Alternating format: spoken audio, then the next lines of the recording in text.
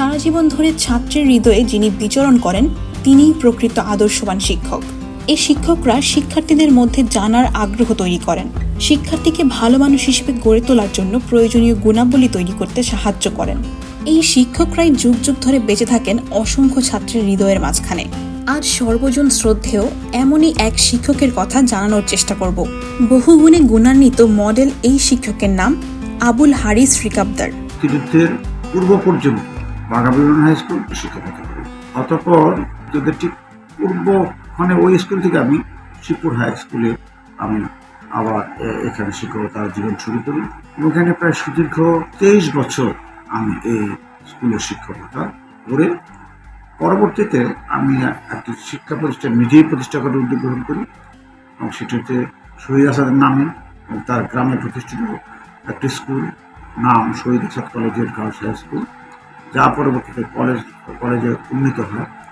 সেখানে আমি প্রধান শিক্ষকের দায়িত্ব গ্রহণ করি এবং 2007 সাল পর্যন্ত আমি প্রথমে প্রধান শিক্ষক পরে অধ্যক্ষের দায়িত্ব পালন করি।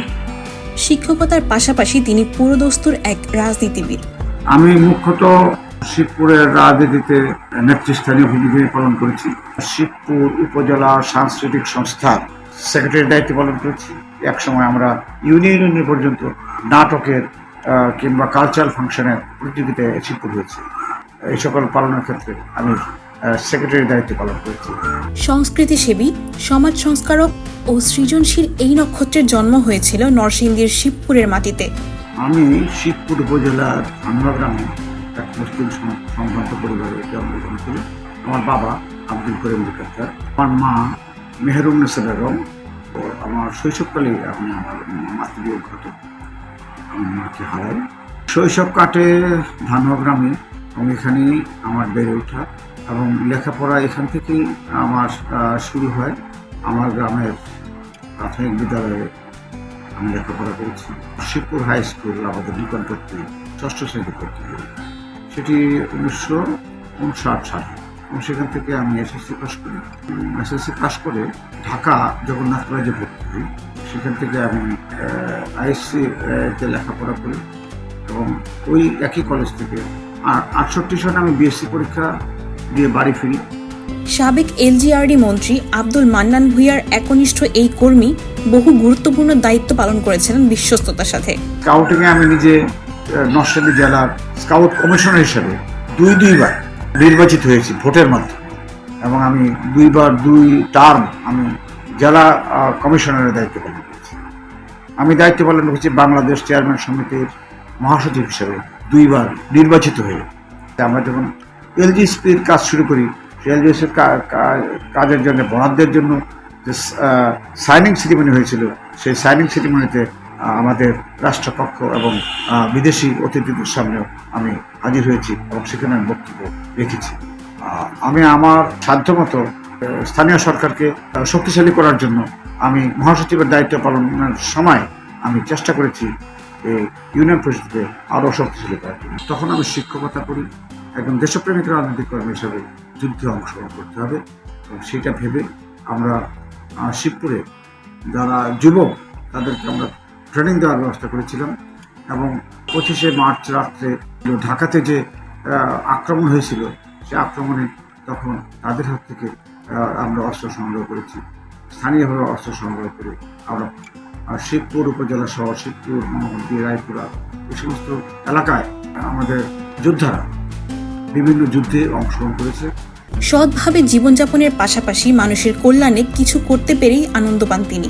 আত্মমানবতার সেবায় আমি তো চেয়ারম্যান হিসাবে বিভিন্ন যারা আপনার দরিদ্রপীড়িত মানুষ তাদেরকে সহায়তা করে আসছি বিভিন্ন ভাবনা। তাছাড়া সিলেট সহ ফেনী এবং বিভিন্ন জায়গায় ভয়াবহ বন্যা কবলিত হয়েছিল, সেখানে আমি ত্রাণ সংগ্রহ করে সেই দুর্গম এলাকায় আমরা সেই বন্যা পীড়িত মানুষের কাছে ত্রাণ সামগ্রী তুলে দিই। তিনি কখনো ক্ষমতার অপব্যবহার করেননি। ক্ষমতাকে শক্তভাবে হাতের মুঠোয় বন্দী করে রাখার কৌশল জানা আছে তার। আমি এখন ইউনিয়ন পরিষদের চেয়ারম্যানের দায়িত্ব পালন করছি। এদিক থেকে আমার দায়িত্ব, সমাজের প্রতি আমার দায়িত্ব অনেক বেশি এবং সেটা আমি অত্যন্ত দায়িত্বশীলতার সঙ্গে পালন করছি এবং আমার জনগণকে আমি আমার দিক থেকে যতটুকু সম্ভব তাদেরকে সেবা দিতে আমার চেষ্টা করছি। ফ্যাসিস্ট সরকারের আমলে পুরোটা সময় জুড়েই আন্দোলন সংগ্রামে লিপ্ত ছিলেন তিনি।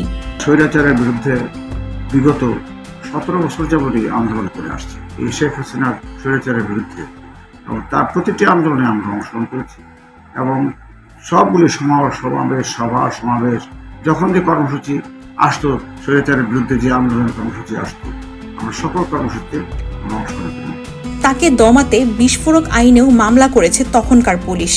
আমাকে আমার বাড়িতে তৎকালীন পুলিশ বাহিনী, স্বৈরাচারের পেটুয়া বাহিনী আমাকে নির্যাতন করার জন্য মানে যথেষ্ট চেষ্টা করেছে।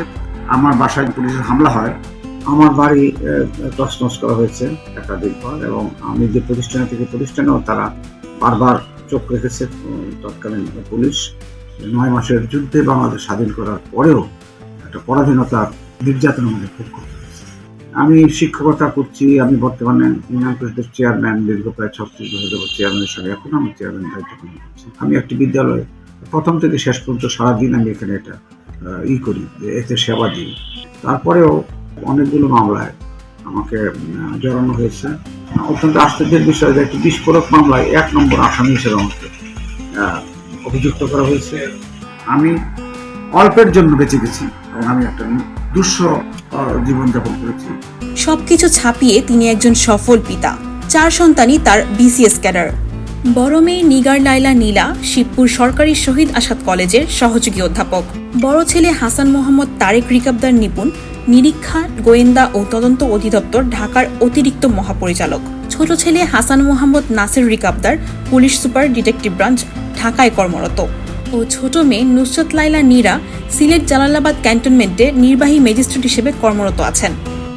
লেখাপড়ার ক্ষেত্রে তার মার ভূমিকা ছিল মুখ্য, এবং মা ছিলেন প্রাথমিক বিদ্যালয়ের শিক্ষিকা। সে উত্তরপাড়া প্রাথমিক বিদ্যালয়ে শিক্ষকতা করেন এবং শিবপুর মডেল হাই স্কুলে প্রধান শিক্ষক হিসেবে 14 বছর দায়িত্ব পালন করার পরে সব শুরু করেন। অর্থাৎ আমার সহধর্মিনী আমার সন্তানদের লেখাপড়ার ক্ষেত্রে পুরোপুরি সে সময় দিয়েছে। আমার বাচ্চাদের লেখাপড়ার ক্ষেত্রে যথেষ্ট অবদান রেখেছে। সফলতার হাত ধরেই কেটে যাক তার জীবনের শেষ সময়টুকু, এমনই প্রত্যাশা শিবপুরবাসীর। আমার রাজনৈতিক জীবনের প্রধান লক্ষ্য হচ্ছে জনগণের সেবা দেওয়া, এবং এই সেবার মাধ্যমে আমি আমার রাজনীতিকে ধারণ করতে চাই। যদি বা আমি জনপ্রতিনিধি হিসাবে, বড়সড় কোনো জনপ্রতিনিধি হিসাবে দায়িত্ব পাই, তাহলে আপামর জনগণের যে কল্যাণ, সেই কল্যাণে আমি ব্রতী হব। অন্যদিকে আমাদের দেশের যে আপামর জনগণ আজকে কিন্তু স্বাস্থ্য সেবা থেকে অনেকেই বঞ্চিত। আমি একজন চেয়ারম্যান হিসেবে আমি এটুকু জানি যে আমাদের এলাকায় কিংবা সারা বাংলাদেশে প্রচুর লোক আপনার চিকিৎসাহীন অবস্থায় কিংবা কোনো চিকিৎসা না নিয়েই তারা মৃত্যুবরণ করছে। আমি বিশ্বাস করি যে যদি জনপ্রতিনিধি হওয়ার সুযোগ কোনোদিন আসে, তাহলে আমাদের এদেশের প্রতিটি মানুষের স্বাস্থ্যসেবাকে আমরা নিশ্চিত করি। আনাম আফরোজী আশা, নিখাত খবর, ঢাকা।